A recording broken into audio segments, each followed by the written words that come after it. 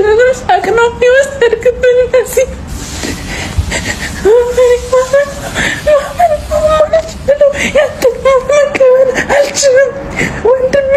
በህይወት እያለ እንደማንኛውም ሰው በዚህ ስፍራ ስርዓተ ቀብሬ ቢፈጸም ብሎ የሚመኘው አርቲስት ነጻነት ወርቅነህ በስርዓተ ቀብሩ ፍላጎቱ ሳይተገበር በመንበረ ጸባዖት ቅድስት ሥላሴ ካቴድራል ስርዓተ ቀብሩ እንዲፈጸም ተወስኗል። ስጋ ማፈራሽ ነው። ነፍሴ ከአምላክ ነፍስ ጋር ተመሳሳይ ስለሆነች በማይሞተው ነፍሴ እወዳለሁ። እሱ ግን በአሌልቱ ጊዮርጊስ ቤተክርስቲያን ከአያቱ አጠገብ እንዲቀበር ነበር ፍላጎቱ። የአርቲስቱ የቀብር ስነ ስርዓት በሀገር ደረጃ ትልቅ ክብር የሚሰጠው በመሆኑና በኪነ ጥበቡ ላበረከተው አስተዋጽኦ በሚልም ከኑዛዜ ውጪ ነገ ማለትም እሁድ በታላቁ የቅድስት ሥላሴ ካቴድራል ስርዓቱ እንዲፈጸም ተወስኗል። ነጻነት ወርቅነህን ያሳደጉት አያቱ ናቸው። ለአያቱ ትልቅ ፍቅርም ክብርም አለው። ከጓደኞቹ ጋር ሆኖ እንደው በጨዋታ ሲነሳ ሁሌም ስለ ሞትና ስለ ቀብር ሲነሳ እኔ ስሞት አሌልቱ ጊዮርጊስ ቅበሩኝ ነበር የሚለው። ከጥቂት ወራት በፊትም ወደዚሁ ቤተክርስቲያን አምርቶ ከቤተክርስቲያኒቷ አባቶች ጋር ቤተክርስቲያኑ የሚታደስበት ሁኔታ ላይ መክሮ የአያቱን የመቃብር ስፍራም ጎብኝቶ እኔም ስሞት እዚህ ነው ከሷ አጠገብ መቀበር የምፈልገው ብለው ነበር የተመለሰው። ቤተክርስቲያኑንም ለማሳደስ እንቅስቃሴ ጀምሮ ነበር። ነጻነት ወርቅነህ ህይወቱ ከማለፉ ከአንድ ቀን በፊት ማለትም ከትናንት በስቲያም በጤና በኢቢኤስ ስቱዲዮ ተገኝቶ የቤተሰብ ጨዋታ ፕሮግራምን ቀርጾ አጠናቆ ነው የወጣው። ህልፈቱ የተሰማለትም እንደማንኛውም መደበኛ ቀን ከእንቅልፉ ተነስቶ ወደ ስራው ለመሄድ ልብሱን እየቀየረ ነበር። የዚያ ሰዓት ነው ህመም የተሰማው። ሚስቱና ልጆቹ በሀገር አሜሪካ እንደመኖራቸው አጠገቡ ሰው አልነበረምና ሲያመው የደወለው ወደ ቅርብ ጓደኛው ነበር። እያመመው እንደሆነና እንዲመጣለት ነገረው። እሱም ወደ ነጻነት ቤት በፍጥነት አቀና። ተያይዘውም ወደ አይሲኤምሲ ሆስፒታል መሄድ ጀመሩ።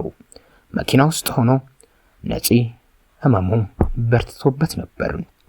አይሲኤምሲ ሆስፒታል ደርሰው ሕክምና ክትትል ተጀምሮ እየተደረገለት ባለበት ሰዓትም ህይወቱ አለፈች።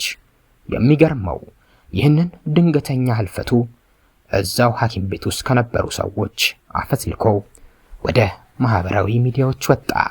ሰዎች ህልፈቱን ለመናገር ተሽቀዳደሙ። ነጻነት ሲያርፍ ወደ ቤተሰቦቹ አሜሪካ ተደውሎ ኑ ታሟል ነበር ሊባሉ የነበሩት። ትኬትም እየተቆረጠላቸው ነበር።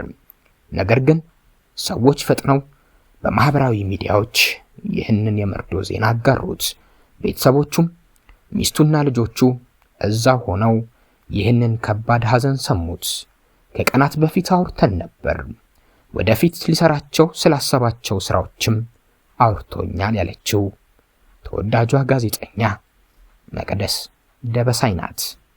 የኔ ንጹህ ነጽዬ ከቀናት በፊት ያ ሁሉ ህልም መዳረሻ በሰሙት ጆሮቼ ዛሬ መለየትህን ባይኔ እስካየሁበት ሰዓት ድረስ ማመን አልችልም በማለት ከቀናት በፊት በህይወት የነበረው ወዳጇ ዛሬ ወደማይመለስበት ዓለም መሄዱን ለመቀበል መቸገሯን በሐዘን ድባብ ሆና አመለከተች። ጋዜጠኛዋ በዚህ የሐዘን ድባብ በወረሰው መልእክቷ ላይም ከሁለት ዓመት በፊት ያጣችውን ሌላኛው የጥበብና የመድረክ የቴሌቪዥን ሰው አስፋው መሸሻን በማስታወስ ሁለቱን በሁለት ዓመት ውስጥ አጣን፣ ይህ ምን አይነት ዱብዳ ነው በማለት የቅርብ ወዳጆቿን ሞት አገናኝታ ልቧ ክፉኛ እንዳዘነ ገለጸች። አርቲስት ቃል ኪዳን ጥበቡ ሞት ልንረሳቸው የማንችላቸውን ሰዎች ሲነጥቀን ደግሞ ጭካኔው ይበልጥ ይሰማናል ስትል ነጻነት በስራዎቹና በባህሪው የማይረሳ አሻራ ያሳረፈ ሰው መሆኑን መሰከረች። አክላም ሁላችንም ወደዛው ነን በማለት የሞትን አይቀሬነት በቁጭት ገለጸች። ጎረቤቶቼ አብዳለች እንዳይሉኝ መኪና ውስጥ ገብቼ ጮኩ፣ አለቀስኩ፣ ከመሬ ጋር ታገልኩ። አሁን ያለሁበት ቦታ ሐዘንን ጮሆ ለማውጣት ስሜትን ጮሆ ለመተንፈስ አይመችም። ሐዘኔ ግን ይህንን ሁሉ ባደርግ አልወጣልኝ አለ ያለችው አርቲስት ሀና ዮሐንስ ናት። ይህ የመኪና ውስጥ ብቸኛ ጩኸት የነጻነት ወርቅነህን ሞት አምኖ ለመቀበል የተደረገ የአርቲስት ሀና ዮሐንስ የውስጥ ትግል ነበር። ሀና ነጻነትን የምታውቀው በስራ አጋርነት ብቻ አይደለም። እሱ ለሷ የ10 ቀበሌ ጓድ፣ የፒያዛ ትዝታና የፈገግታ የደስታ ምንጭ ነበር። አርቲስት ነጻነት ወርቅነህ በህይወት ዘመኑ ብዙ ጊዜ ይናገረው የነበረ አንድ ጥብቅ ኑዛዜ መሰል ምኞት ነበር። እናትና አባቱ በህይወት ባለመኖራቸው ያሳደጉት አያቱ እጅግ ይወዳቸው ነበር። ነጻነት ስሞት ከአያቴ አጠገብ አሌልቱ ጊዮርጊስ ቅበሩኝ ሲል ለወዳጆቹ ደጋግሞ ይናገር ነበር። የሚገርመው ነገር ይህ ድንገተኛ ሞት ከመከሰቱ ከሳምንታት አሊያም ከወር በፊት ነጻነት ወደ አሌልቱ ጊዮርጊስ በመሄድ ቤተክርስቲያኑን ስለማደስና የልማት ስራዎችን ስለማከናወን ከደብረ አስተዳዳሪዎቹና ከሚመለከታቸው አካላት ጋር ሲመክርና ሲነጋገር ቆይቶ ነበር። ሆኖም አያቱ ጓሮ የመተኛት ህልሙ ሳይሳካ ቀርቷል። የአርቲስቱ የቀብር ስነ ስርዓት በሀገር ደረጃ ትልቅ ክብር የሚሰጠው በመሆኑና በኪነ ጥበቡ ላበረከተው አስተዋጽኦ በሚልም ከኑዛዜው ውጪ በመጪው እሁድ በታላቁ ቅድስት ሥላሴ ካቴድራል ስርዓተ ቀብሩ እንዲፈጸም ተወስኗል። በፖርትላንድ ኦሪገን ግዛት አሜሪካ ከምትኖረው ባለቤቱና የልጆቹ እናት ጋር በትዳርና በፍቅር የቆየው ነጻነት ወርቅነህ ኑዛዜውን አለመጠበቁ አድናቂዎቹን ጥቂትም ቢሆን አስከፍቷል።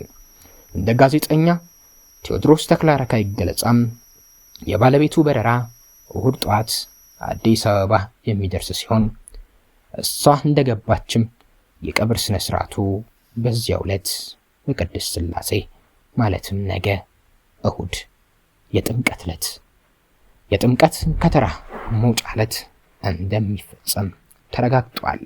ለአርቲስት ነጻነት ወርቅነህ ቤተሰቦች፣ ወዳጆች፣ ለመላው የኢትዮጵያ ሕዝብ ቻናላችን መጽናናትን ይመኛል።